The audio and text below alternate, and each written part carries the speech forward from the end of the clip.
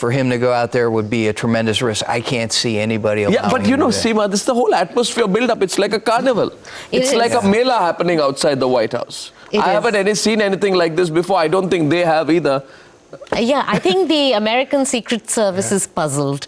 I think I can safely predict that. Yeah, without a doubt. They wouldn't Without a doubt. Without a doubt. But remember in New York, when he arrived from the airport, he did go and meet the crowds that were on this street. And then also he was under the protection of Secret Service. So who knows? You know, he likes to shake hands. Exactly. And he likes to send out that message. I think he's a bit Bill Clinton-ish in that way. Bill Clinton-ish. Maruf, it was very interesting when Navika broke that news report that the focus comes right on the fight against terror. And the situation in West Asia is discussed. And as Navika said, India has put its own experience on dealing with terror right there on the table. So that appears to be a very key touch point of today's conversation. Well, it's certainly a very important point on Mr. Obama's agenda. So therefore, I wasn't surprised that the Americans would have brought that up. But I think there are 2 or 3 elements to this visit as it has evolved, and we are now at the final stages of it. The one is the whole Indo-US dimension. Now, the Indo-US dimension can only take off to the next level because both sides would be willing to amend some of their earlier held strong positions. For instance, in the case of American companies, to what extent can we transfer technology? Will we transfer technology? For instance, for India, as Mr. Mahindra rightly brought out, that the problem is also in terms of what is it we want. So we have to define that, and we have to then get our systems ready to absorb that technology, and therefore there should be buyers for that if you manufacture something.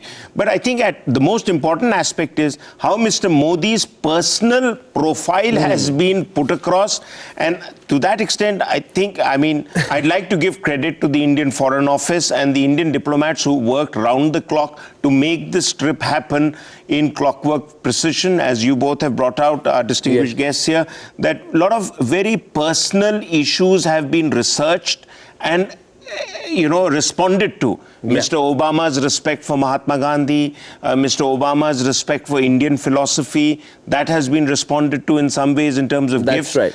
Mr. Obama's administration has responded in terms of, what to do with a man who completely is the opposite of Manmohan Singh. Bill Clinton, as she says. Yeah, well, I find it difficult to really attribute any complete similarity to Mr. Modi to any previous leader, at least we've had in India. Because, A, his humble background, B, what continues to surprise me, the ease with which he is adapting himself to the world's most demanding global stage performance.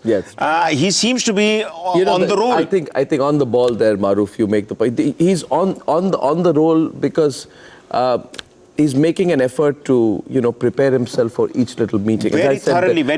And his staff has really worked overtime to make it happen, whether in India or in the US. And I think kudos to them for having got a lot of things right. Okay, now I would like to thank Ray, Seema and Maruf at this stage for being with me. We are going to move on to our next panel. But before that, Rahul Bajaj joins me live. Another of India's very distinguished business leaders, a man who doesn't pull his punches, and I hope he doesn't today. He's joining us from Pune. That's good morning to you from Washington. Good evening to you there, Mr. Bajaj. Good to see you here today. Anand Mahindra came in, and for all those who are super excited, thinking that there's going to be some big announcements immediately after this bilateral, he poured a little bit of cold water on it, and he said, it's going to take some time. Let's not overplay things. What do you think? What are you expecting?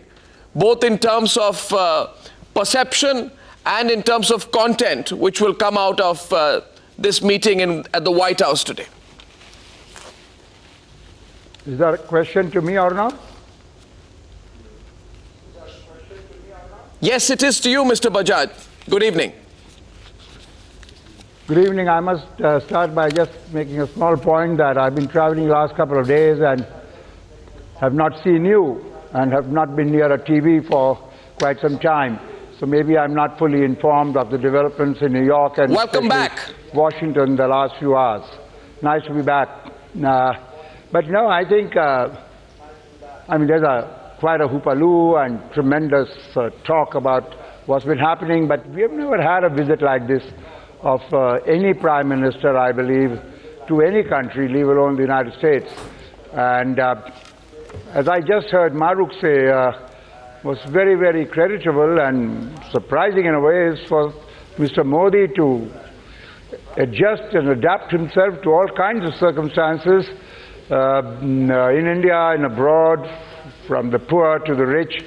Now, what will happen and what's happening at the moment in White House in the discussions between the President and the Prime Minister and their teams, and they did have sort of a breaking ice dinner. I don't know who else ate what, but I believe our Prime Minister was sipping water, or maybe warm water, and requesting others to eat. But I think it's gone very well, not only publicly in Madison Square Gardens and Central Park, and of course the United Nations, the General Assembly speech. I'm only afraid that, like it happened soon after the elections, our aspirations and our hopes should not be built too much. It takes time to achieve results. Even when you take decisions, you can't reduce inflation rate, for example, from whatever it is to 3% to 4% in 6 months' time. You can't increase the GDP growth rate from below 5% to 6, 7% in a year's time. So whether it's reduction of poverty or reduction of inflation, GDP growth rate, or even more aid and technology coming in for defense production, infrastructure, I think that potential is tremendous. And yes, after the great cooperation and friendship between our Prime Minister, the then Prime Minister Manmohan Singh, and President Bush, and we signed that historic nuclear peace deal, but for various reasons things cooled down. I think one of them was our requirement, understandable, but which put a lot of liability on the supplier of equipment. Understandable, but no supplier in the US has agreed to those liabilities, and I think it's going to be very difficult for this government, especially with no majority in the Rajya Sabha, to change that, because I don't think Congress will easily agree, the Congress party. But lack of majority in the Rajya Sabha, which will take not 2, maybe 4 years to overcome, seeing the recent last 3 sets of by-elections. And he is outstanding in every respect, it appears, but it appears a one-man show. And barring half a dozen ministers, my friend Arun Jaitley, I'm worried he's not available because of his health. Otherwise, the team appears weak. At least they are inexperienced for no fault of theirs. So there are limitations, and there's so much to do. The last, especially 3 years, I'm sorry to say, I must say, I know, like you, I knew a lot of people, and I still know them. They are friends in the previous government. But the last 3 years were a complete disaster, is the word. And so, even if you or I were the Prime Minister, Arnab, we will do a better job. The question is, it takes time. Let's not build up too much of hopes and aspirations for the Indian people. Already, they are perhaps thinking, exactly, too much of hype. So, I'm sure there are different we have views. another way of putting it, Mr. Bajaj. We have another way of putting it, you see. Do that. We don't raise the hype, Mr. Bajaj. We do what you do at Bajaj Industries. We raise the bar. And then we raise the bar so high that you have to take a longest pole and be a pole vaulter to get over it.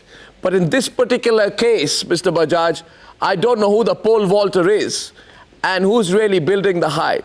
But it is being generated somewhere. One thing I'll tell you, because I like to powwow with you very often, and you blame me for so many things going wrong, don't blame me for it. Don't blame the media for it. We didn't build the hype.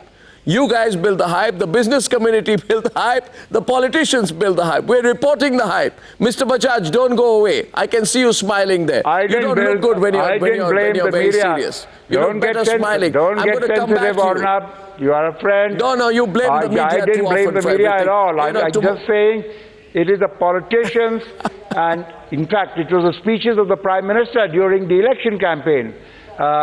And now, whether it's the media or not, I'm not here to put blame. All I'm saying is as I see it. I may be wrong, but maybe I'm right.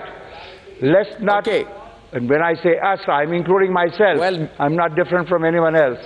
Let's be realistic. And main thing is this. Sure.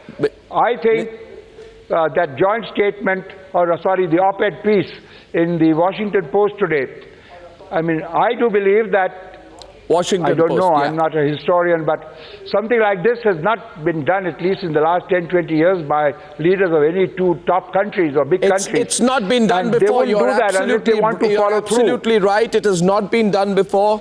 It's been done for the first time, and I think that is a great symbolism to that piece as well. Mr. Bajaj, please stay on with us. We have another distinguished panel joining us. To my left is Abraham Denmark. Abraham, hi, thank you for coming in. And he's Vice President of Political and Security Affairs at the National Bureau of Asian Research. Thank you very much, Abraham. And Sadanand Dhume, who's a resident fellow at the American Enterprise Institute. Sadanand, good morning. Thank you very much. Good to see you once again. Maruf Raza stays with me as part of this continuing coverage. And the Deputy Director for South Asia of the Stimson Center, Joshua, you're too far. Should we try? I salute you. Or we'll do a namaste. We'll do a namaste to each other from here. Okay? Joshua White is Deputy Director for South Asia at the Stimson Center. I want to start with you, Joshua. What are your expectations? Everyone's talking about this visit. It's going to be a bilateral. I think they'll be out in about 40 minutes. What do you think they'll come out and say?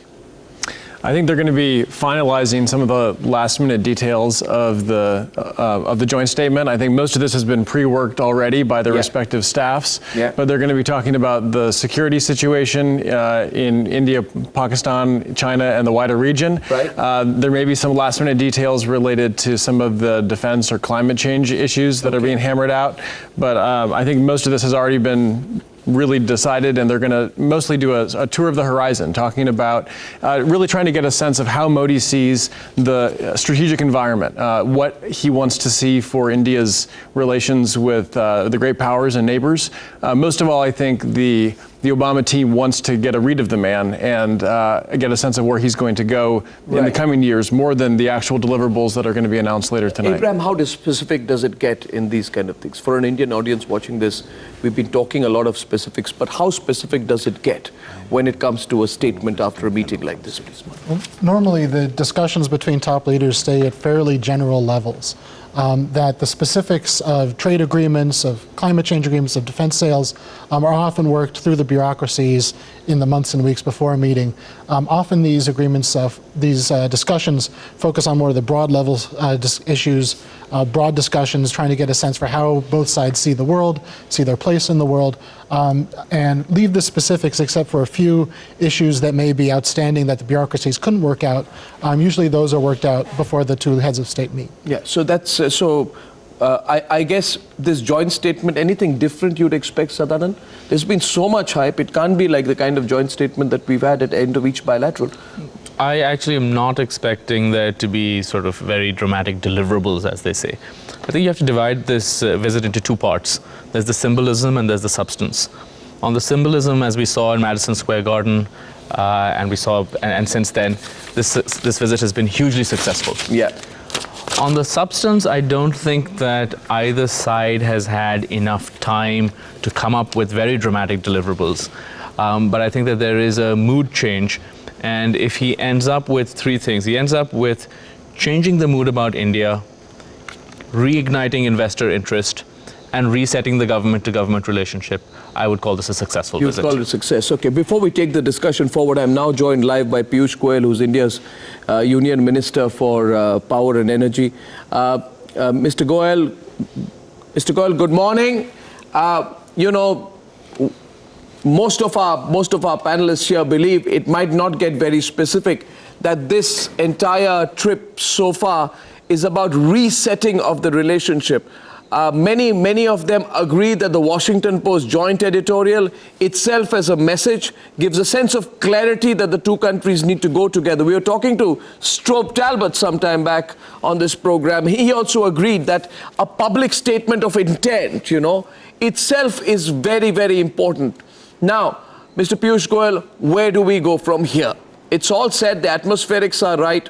Where do we go from here, and how much can we expect, say, when the two leaders come out 60 minutes from now? I think both sides have demonstrated a joint commitment to further strengthen this relationship. Mr. Modi has left behind the past and has looked at this relationship with a vigor that only a statesman can have. Mr. Obama has come that extra mile where within such a short span, where world leaders from across the globe are in the US for the UN Assembly, he has taken out significant time. He has had two extensive engagements at his own level.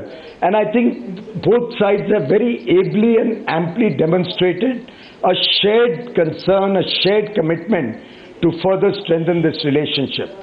It is obvious that in a span of 120 days, which is what we have completed now as a new government in India, there is only so much that we can do in terms of actual implementation for the Indo-US relations, trade ties, economic, business ties to strengthen and grow. But the message is loud and clear. Our fight against antiquated laws, our effort to streamline the tax processes, our two steps to try and attract investment from all across the world, including America, all of these are being noted, and not only in America but across the globe. And I think this visit will set the stage for all of us back home and for the administration in the US to start acting on specific initiatives. Well, one takeaway for me, and I don't know, Mr. Goyal, how you look at it, is that via this visit, and if you look at all the big bilateral meetings Mr. Modi has had, first in Japan, and then he's met the Australian Prime Minister before that, and then he's met Xi Jinping in India, and now he's come to New York and Washington, it's quite clear to anyone that India is beginning to lean towards America in terms of global power play. It's quite evident. And in the Washington Post editorial also, if you see, the entire part about the emphasis on maritime security is very significant. It's totally in line with what Modi said in Japan vis-a-vis China's expansionist attempts in the South China Sea. How do you view this? I mean, India's decision to now strongly lean towards the United States of America. Arnab, that is your interpretation. I think India's interests lie in keeping our sovereignty, our own national interests as the premier focus of our foreign policy. Mr. Modi has on more than one occasion expressed the view that India's interest lies in looking at foreign policy both from its security perspective and the economic perspective. I think you will appreciate that our effort to streamline our relations and strengthen our relations in the subcontinent, Indian subcontinent and our neighborhood, starting from the swearing-in invitation, his own interaction with the Bangladeshi and Nepali premiers in New York a couple of days ago, his visits to the neighboring countries, all of them reflect his desire to emerge as a friend, as a brother to our neighboring countries, to strengthen the entire subcontinent's relationships. My question was on America, Mr. Goyal. You're not answering my question. My question was about leaning towards America, which will not be lost on many people. Arnab, why I wanted to strengthen his efforts on the geopolitical environment in the neighborhood was because for us it's not leaning towards one or the other. It's about bringing everybody together. Our Indian ethos of Vasudhaiv Kutumbakam. So our relations with Japan have a separate pedestal. Our relations with China, with Russia, with Australia, with the European Union. I think we believe in a reciprocal relationship with all countries. America is an eminent country, very large superpower. We respect that. But we also believe that all countries have a role to play in our path towards development and alleviating our own problems and improve the lives of our people back home. You know, Mr. Goyal, you're such a brilliantly consummate politician that I attempted to ask you that question twice, And I quite see that you don't want to preempt anything that happens out of the White House statement. So he deftly, there's one thing I'll tell you, Sadanand, that Indian and American politicians share in common nowadays, is that when they want to avoid the question, they find wonderful, brilliant ways of avoiding it. But I understand why Piyush is doing that today, because like all of us, he's waiting to see what comes out. Mr. Goyal, thank you very much for joining me on this live chat. We hope to talk more once this is over. That's Piyush Goyal, India's Minister for Power and Energy, joining us from New Delhi. Thank you very much. Let's get back to that. Sadanand, are we leaning towards America? Strategically, are we beginning to do that more and more? I think you're absolutely right. I think that Mr. Goyal has to say what he has to say as a government minister. Yes. But this stuff about all countries in the world and stuff, we've it's heard that palpable before. nonsense, right? India does not have the same relations with Mali as with the United States. And there is obviously strategic significance to this visit. The fact that... So why are we apologetic about it? What is there to worry? I think it's a weird hangover of the old days of the non-aligned movement. That even now politicians are sort of somewhat feel on shaky ground, instead of saying very obviously, India has good relations with many countries. Its relationship with the United States is particularly important. That's as simple as that. Okay, or maybe we haven't got the commitments back from how do you view it, Josh? There's obviously been a change. I, just about a year ago, was working at the Pentagon and had a role in Manmohan Singh's last visit here to Washington. Yes.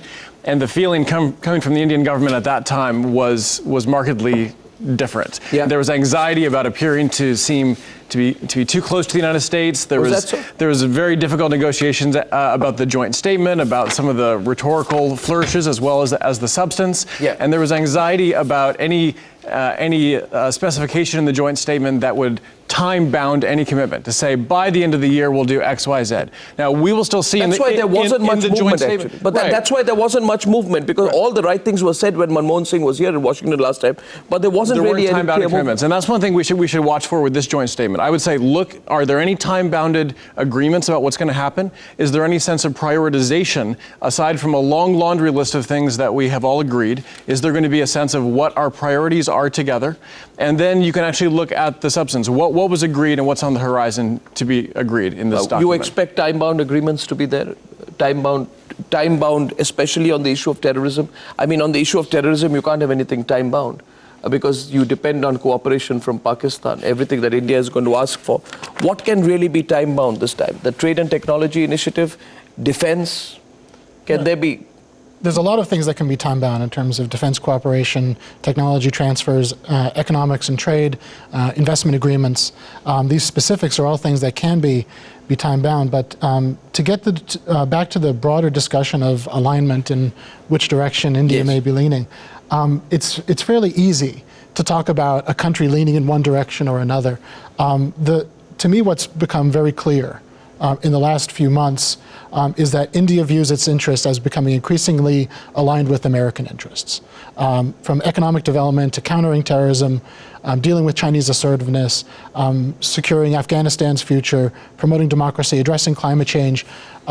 India is going to pursue its own interests, and it's seeing that its interests are very much compatible with American interests, and that's what I think is driving this closer cooperation between our countries. Yeah, but America, you think that can make America complacent? Because I don't think America can take India for granted at all on that. Because India is also going to watch what America does very, very closely. Like Modi will pressure Obama to implement the defense technology and trade initiative. I mean, let me tell you one thing. I mean, Modi is good with appearances and handshakes, but he knows he has an audience out there back home, which is going to ask him, did you get the Americans to cut through their bureaucratic red tape? Did you get them to work on the technology transfer? I think his whole focus is going to be on technology transfer rather than arms supply. And he needs to go back and say, I broke the ice. Will he be able to say that? Because if nothing is going to come out of it at the end of this visit, then it's going to be slow progress. On technology transfer, I think this is going to be a topic of discussion. I think it will appear in the joint statement. There may be something time-bound that says we will identify certain technology transfer projects. But frankly, most of this happens behind the scenes in Washington and in New Delhi. It's an issue of cutting through the bureaucratic undergrowth in both countries.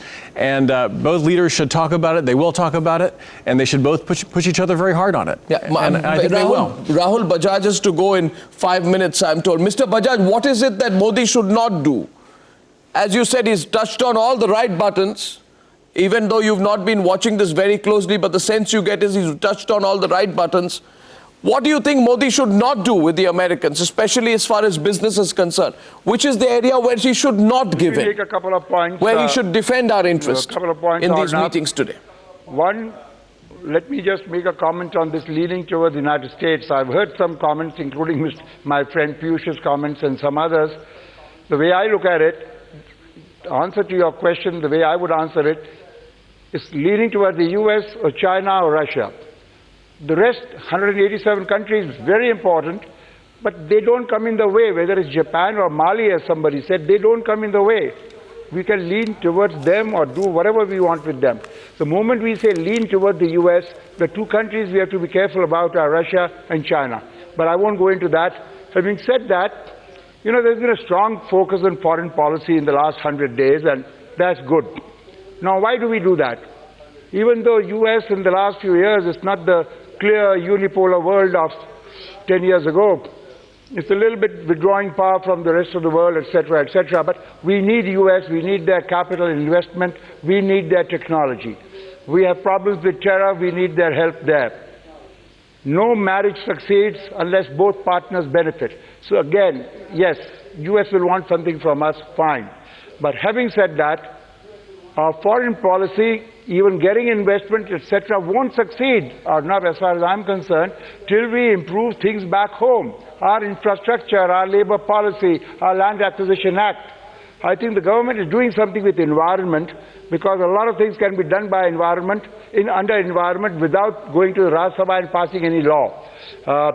Compared to my friends Jayanti Natarajan and Jairam Ramesh, Prakash Javadekar is doing a much more open job, keeping in mind environment is important, but so is development and growth. He is balancing the two. So we have to do so much at home. That doesn't mean don't go to the US. That doesn't mean don't take care now of Myanmar and Australia, or in the past China and Japan, of course. But I think the next year or two, the Prime Minister and his team should focus on improving our things. I don't want to quote them again, infrastructure, labor policy, etc. Then we don't have to go abroad. The investors will bring their money in. I'm a businessman. I go where I feel secure and where I can make a reasonable profit. They will come. You don't have to attract them. I'm just a little wary. No, I'm just a little wary. I'm just a little wary, Mr. Bajaj. I'm a cynic. About what? On some issues. Especially we look at it through a realistic lens. I mean, let's not get all, this tinted eye view of the world. Here we come, America. America loves us. We love America. New relationship. Let's go gaga. Let's not do that, because we cannot make that commitment to America till America makes equal commitments to us. And I'm afraid, Sadanand, while, you said out there that it's great, I was testing you out there where you said, let us be open about the fact that we lean toward America for what? Will America lean towards us vis-a-vis Pakistan? Has America done anything on the issue of terrorism? Have they ever linked aid, military assistance to Pakistan, to building their relationship with India? Have they said one word on the Haqqani brothers? And even after the attack on the Indian consulate in Herat, not one word from them. Has America done anything as far as the Lashkar-e-Toiba is concerned, which survives essentially on misdirected American aid? Not one word. Have they transferred significant defense technology to us? Certainly not. They want everything back in turn, but especially as far as the security situation is concerned, they haven't given back very much. The only answer is, we have compulsions. And in fact, they seek our cooperation on ISIS. And I think Modi has actually reached out a lot by saying that, virtually supported the action against ISIS. What have we got in turn? So are we giving in too much too early in the rush of a relationship that is rebuilding all over again? Arnab, I think it's fair. You can argue fairly that the US has not done enough to satisfy India's concerns on terrorism. I think it's completely inaccurate to argue that the US has done nothing. Hafiz Saeed is on has a bounty on his head. Come on, I mean that's LET absolutely has nothing. been declared. Hafiz Saeed is a free man. Hafiz Saeed is a free man in Pakistan. Pakistan lives on American aid. The American ambassador comes and says, the Pakistani ambassador says he's a free man. Putting a $10 million bounty on his head and then watching your closest ally continue to fund him through money that has been routed through is not good enough. No, you can do that. That's a fair. It's not good enough. That's a fair argument, but you can't argue that there's been nothing. Of course, there's been nothing. When you have an engagement that ends with Osama bin Laden, and up to 2012, you continue to say that we are committed, to Afghanistan, we are committed to fight. Okay, and so now you sort of move away from that. Let me you ask don't you even a mention the Al-Qaeda because you're beginning to move out. Let me ask you a question. Do you believe that the US presence in Afghanistan has helped the security situation in India or not in terms of terrorism? Post-2001? No, Narendra Modi did that. Let Maruf respond to you. Maruf. Let me tell you a few things. The US went into Afghanistan firstly on the good advice of a lot of people saying it went into the wrong country. Today there are authors who've actually authored books to say the wrong enemy, Kalota Gol. Basically because the US has a lot of people here who believe that you cannot touch Pakistan because Pakistan has nuclear weapons, so you have to behave more responsibly with Pakistan. But there are other non-military means you can exercise to put the pressure on a country like Pakistan. Economic isolation, a certain amount of diplomatic isolation. Precisely. But anyway, that wasn't done. But I think there's a more important... By the way, Maruf, can I just interrupt you? I've got one bit of breaking news. I'm going to come back straight to you out there.